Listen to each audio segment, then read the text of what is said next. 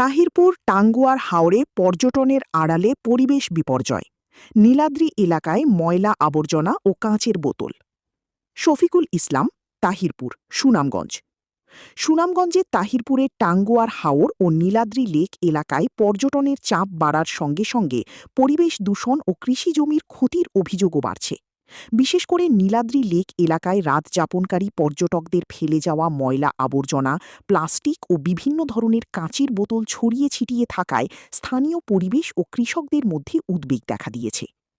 স্থানীয়রা জানান, প্রতি বছর টাঙ্গুয়ার হাওর দেখতে দেশের বিভিন্ন স্থান থেকে বিপুল সংখ্যক পর্যটক তাহিরপুরে আসেন।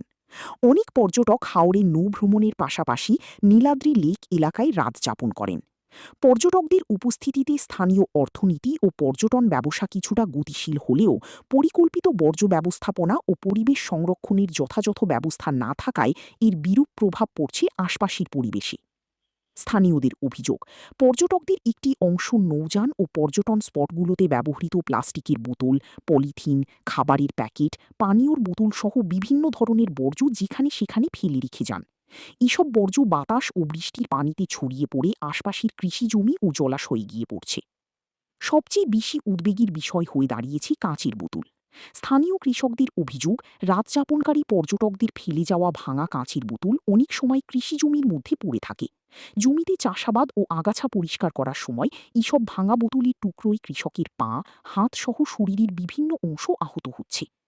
একাধিক কৃষক জানান, জমিতে কাজ করার আগে সবসময় মাটি ভালোভাবে পরীক্ষা করে কাঁচের টুকরা খুঁজে বের করা সম্ভব হয় না। ফলে চাষাবাদের সময় হঠাৎ পায়ে কাঁচ ঢুকে আহত হওয়ার ঘটনা ঘটছে। এতে অনেক সময় কৃষকদের চিকিৎসা নিতে হচ্ছে এবং কাজ বন্ধ রাখতে হচ্ছে। স্থানীয় কৃষকরা বলেন, টাঙ্গুয়ার হাওর ও নীলাদ্রি লেক শুধু পর্যটন কেন্দ্র নয়, এই এলাকার মানুষের জীবন জীবিকা, কৃষি ও প্রাকৃতিক পরিবেশের সঙ্গে সরাসরি সম্পৃক্ত। পর্যটনের নামে কৃষিজমি ও পরিবেশ নষ্ট হলে এর দীর্ঘমেয়াদী ক্ষতি স্থানীয় জনগণকেই বহন করতে হবে। তারা আরও বলেন, নীলাদ্রি লেক এলাকায় রাত যাপনকারী পর্যটকদের জন্য নির্দিষ্ট কিছু নিয়ম চালু করা প্রয়োজন।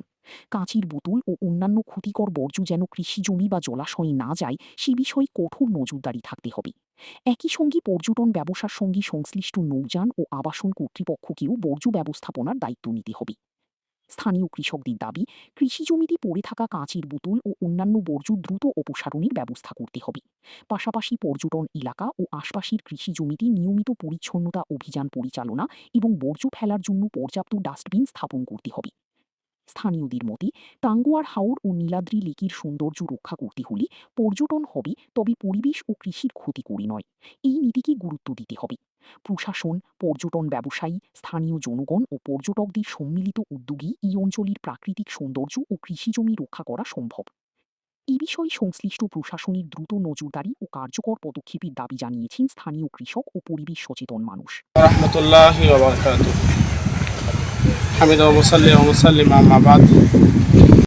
টাঙ্গারঘাট নীলাদ্রি লেক, টাঙ্গার হাওর সম্পর্কে আমার অভিজ্ঞতা কী আছে এটা বলার জন্য, কী সমস্যা আছে এবং কী সুবিধা আছে এগুলো বলার জন্য।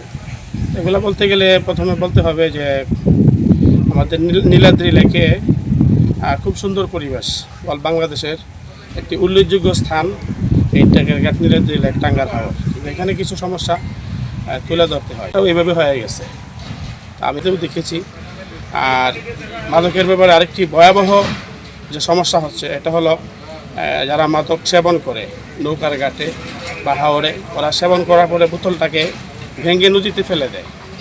আপনারা জানেন, পর্যটক মৌসুম 4 মাস 5 মাস, 4-5 মাস পরে এখানে যখন আমাদের কৃষক ভাইয়েরা যখন এখানে চাষ করতে যায়, সর্বস্তরের মুসল্লিরা যেহেতু, জনগণরা যেহেতু আমার সাথে উঠা বসা হয়, চলাফেরা হয়, সেক্ষেত্রে আমি জানতে পারি যে অনেক পর্যটকের এই বোতলের কারণে, মাদকের বোতলের কারণে অনেক কৃষক ভাইয়ের হাত কাটে, পা কাটে, নানা সমস্যা আমরা জর্জরিত, এবং এখানে অনেক পরিবেশ দূষণ হচ্ছে।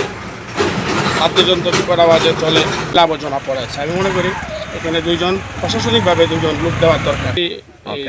এই ময়লা আবর্জনাগুলো যদি আপনি পরিষ্কার করতে চান, প্রশাসন থেকে নির্ধারিত লোক দিতে হবে এবং নির্ধারিত স্থানে ফেলতে হবে।